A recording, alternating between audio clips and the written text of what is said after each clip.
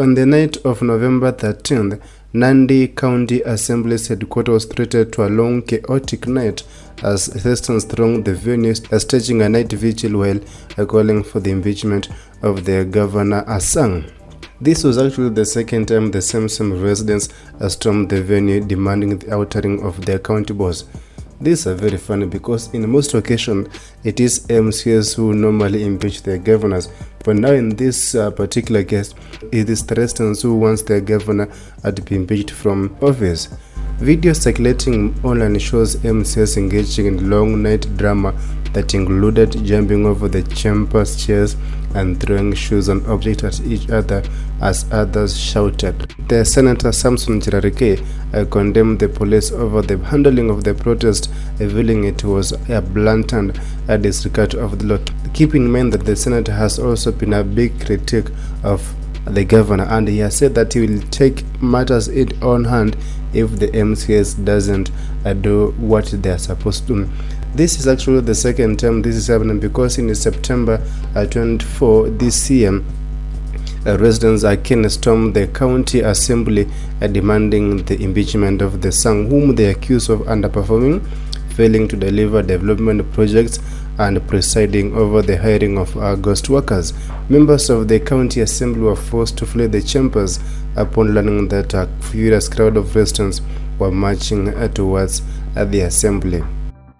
In January 2020, Kiambu Governor Ferdinand Watete became the first governor to be successfully impeached by the MCAs and the Senate on the accounts of 3 charges. The charges included the gross violation of the Constitution, the County Government Act, the Public Finance Act, and the Public Procurement and Disposal Act. Just 11 months in October 2020, Mike Mbovison was also fully impeached by the Senate after the Senate resolved to uphold an impeachment motion against him that had been tabled by the Nairobi County Assembly's MCAs. As much as it seemed supreme for him to seek advice from the Supreme Court, the court still nullified his appeal challenging his impeachment by the Nairobi County Assembly MCAs. The first attempt to actually impeach a sitting governor was in 2014 when MCAs passed a motion to take the boss Embu governor Martin Wambora out of office. MCAs complained of no change in his region, declining to convene the leaders' meeting to discuss development, but luckily in both 2 instances the Senate saved him and he managed to serve the remainder of his term.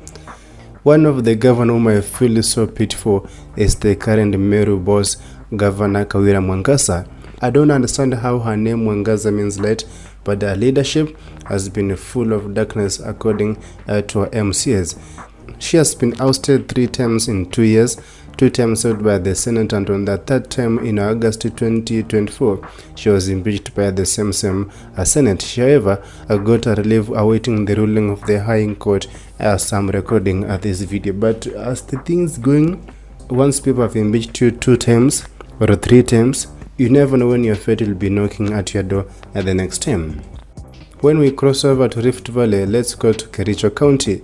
The former governor, Professor Paul Chepkonyi, was impeached after being accused of gross violation of the Constitution, but he survived the impeachment against him after the special Senate committee cleared him of all the 3 charges.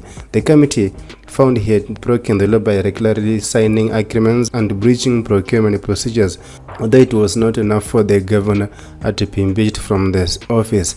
Ni kwamba motion ya kumuondoa governor wa jimbo la Kericho imeweza kusomwa kule ndani, na hiyo ni notice of motion. Itachukua sasa siku 7, governor pamoja na mawakili wake na wale wengine wote wenye wameweza kuguswa kwa hiyo motion wataweza kuja.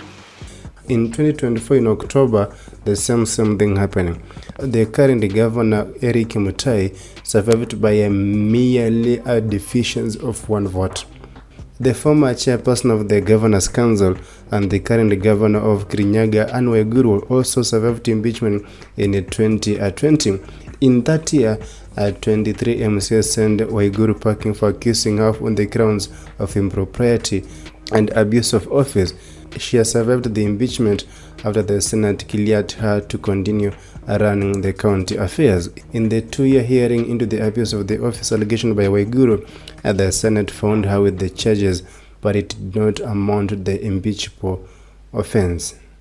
Mohamed Abdu Mohamud, the former governor of Wajir, also went through the same acts. In 2021, the Senate upheld his special committee report and impeached then Governor Mohamud. In April the same year, Wajir MCs ousted him, 37 members voting believing that he was culpable of dispersing county funds and abuse of office. However, Mohamud was later reinstated by the courts and was allowed to complete his term, also up to 2022.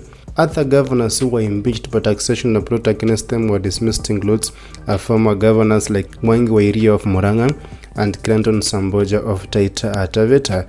In the same period, also 3 deputy governors were impeached by the MCs, with the only one of them being successful. Machakos Deputy Governor Bernard Kiala and his CIA counterpart William Odol were cleared by the Senate, but their friend from Kisii, Robert Mondala, was not likely to survive at the axe.